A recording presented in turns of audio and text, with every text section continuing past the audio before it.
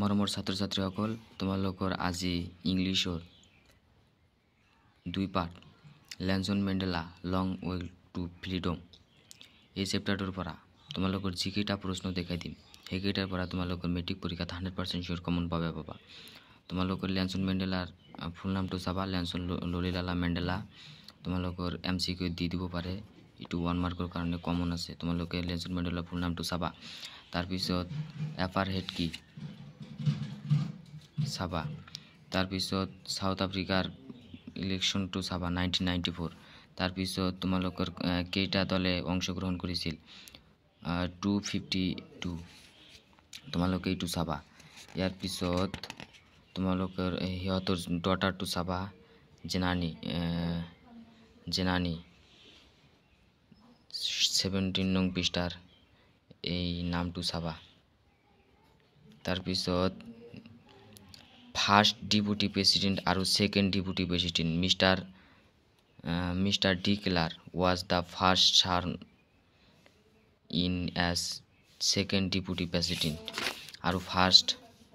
deputy president এই দুটার পৰা 100% শিওৰ এটা MCQ তোমালোকৰ মেট্ৰিক পৰীক্ষাত শিওৰ কমন পাবা ইয়াৰ পিছত কনফেয়াৰ টু চাবা মিনিংটো চাবা তাৰ পিছত তোমালোকে 18 নং পৃষ্ঠা 2 নং কোশ্চেন টু চাবা can you say how 10th May is an Independence Day in South Africa তোমালোকে চাবা যদি উত্তর নোৱাৰা মোক কমেন্ট কৰি কবা তোমালোকৰ উত্তৰ দি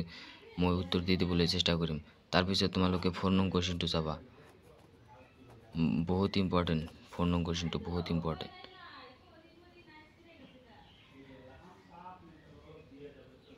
তাৰ পিছত 5 নং কোশ্চেনটো চাবা what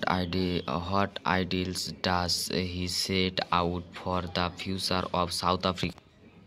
তোমালোকৰ 5 নং কোশ্চেনটো ইম্পৰ্টেন্ট আছে সাউথ আফ্ৰিকাৰ ফিউচাৰৰ বিষয়ে কৈছে তোমালোকৰ এইটো চাবা বি শেপ এইটো চাবা বহুত ইম্পৰ্টেন্ট তোমালোকৰ এইটো তোমালোকে ফাৰ্স্ট ডিপুটি প্ৰেসিডেন্ট আৰু second deputy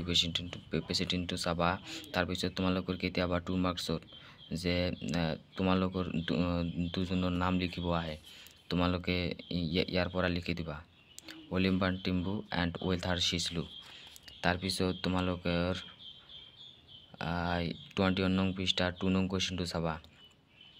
where two national anthem সাং তাৰ পিছত 4 নং কোশ্চেনটো চাবা মোস্ট ইম্পৰ্টেন্ট এইটো টিক মাৰি ৰাখা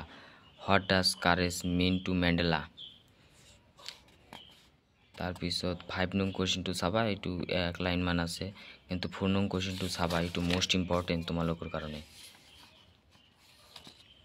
পিছত তোমালোকে এইটো চাবা 1 নং কোশ্চেনটো চাবা what to in obligation does Mandela mentions Mandela কোন দুটা অব্লিগেশনস মেনশন কৰিছিল তোমালোকৰ এইটো আহিলে 2 মাৰ্কছৰ কাৰণে বহুত ইম্পৰ্টেন্ট এইটো টু ইন অব্লিগেশনস তাৰ পিছত এইটো 3 নং কোশ্চেনটো চাবা এইটো ইম্পৰ্টেন্ট আছে does Mandela think the operation is free হয় তোমালোকৰ এতিয়া কনসেপচুৱেল কোশ্চেন আহাৰ চান্স আছে তোমালোকে এইটো চাবা তোমালোকৰ কাৰণে মোস্ট ইম্পৰ্টেন্ট হয়